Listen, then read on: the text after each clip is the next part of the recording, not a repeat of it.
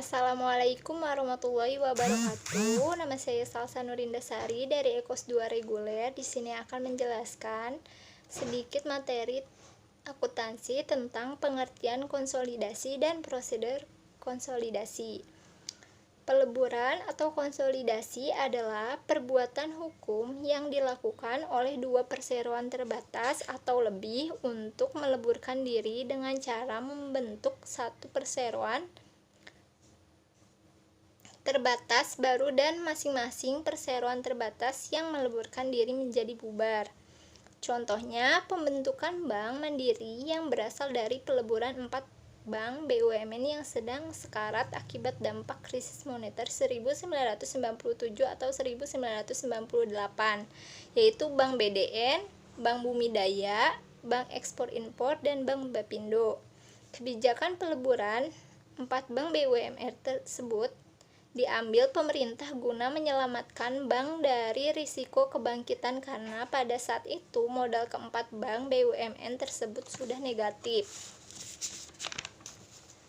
Akuisisi perusahaan secara sederhana dapat diartikan sebagai pengambil alihan perusahaan dengan cara membeli saham mayoritas perusahaan sehingga menjadi pemegang saham pengendali.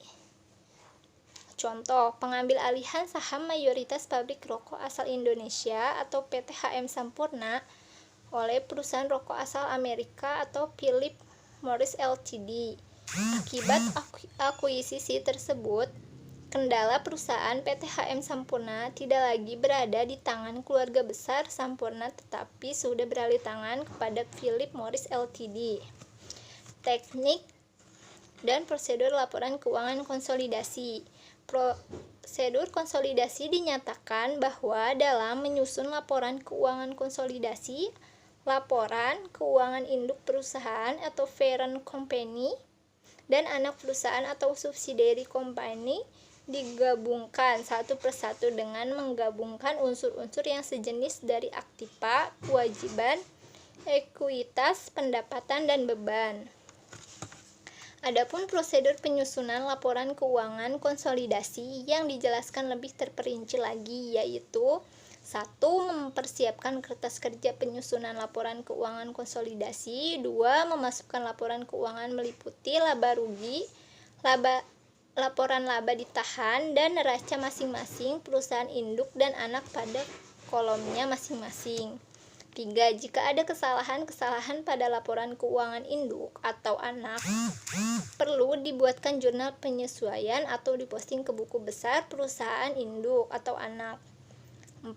Memasukkan jurnal eliminasi dalam kertas kerja, seperti mengeliminasi laba atau rugi antar perusahaan, penyesuaian untuk mencatat hak minoritas dalam laba dan dividen perusahaan anak, mengeliminasi akun resiprokal yaitu akun investasi pada perusahaan anak atau di neraca induk, dan akun ekuitas atau di neraca anak dikali dengan presentasi kepemilikan induk, mengalokasikan dan mengamortisasi perbedaan nilai wajar dari akun investasi dengan nilai buku ekuitas, menjumlah akun-akun pada kedua laporan keuangan untuk akun-akun yang tidak resiprokal pada kolom laporan konsolidasi.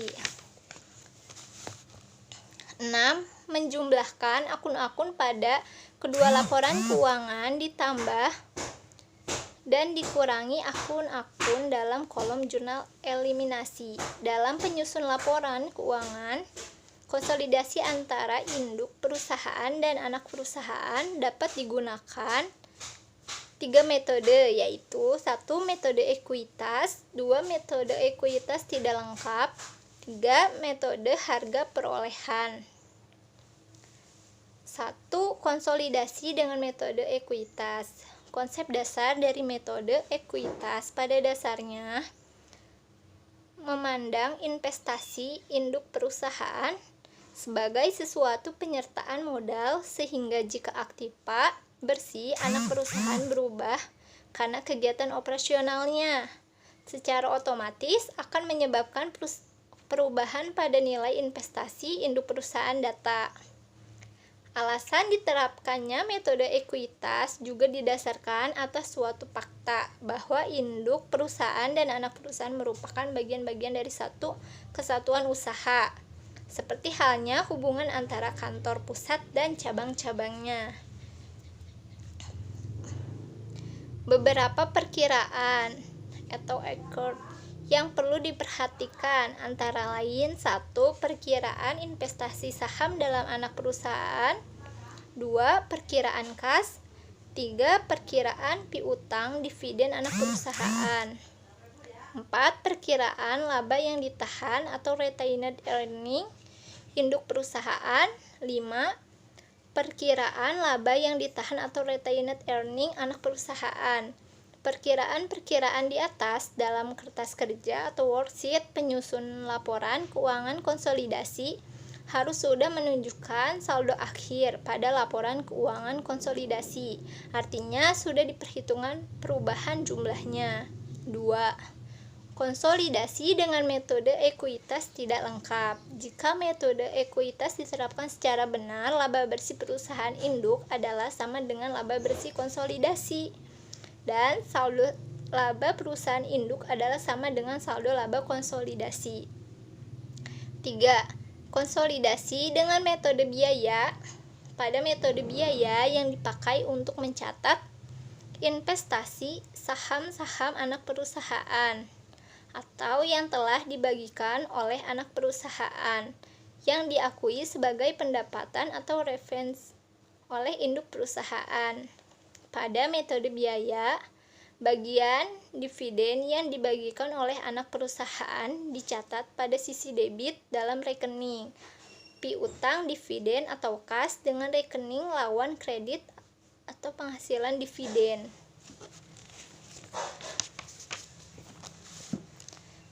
1. Perkiraan investasi saham pada anak perusahaan tidak mengalami perubahan jumlahnya.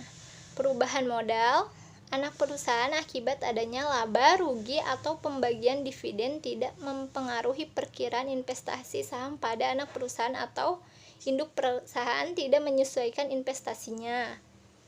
2.